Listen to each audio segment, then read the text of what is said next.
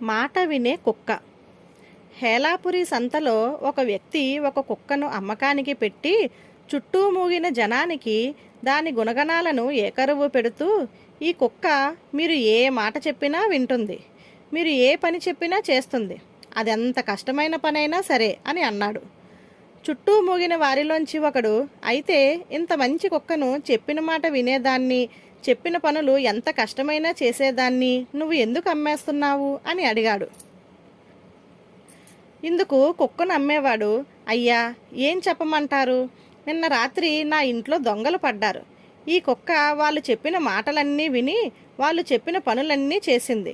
వాళ్ళు చెప్పిన విధంగా మొరగకుండా నన్ను నా భార్యను ఆ దొంగలు గుంజకు కట్టేస్తుంటే ఆ పనిలో వాళ్లకు సాయం చేసింది.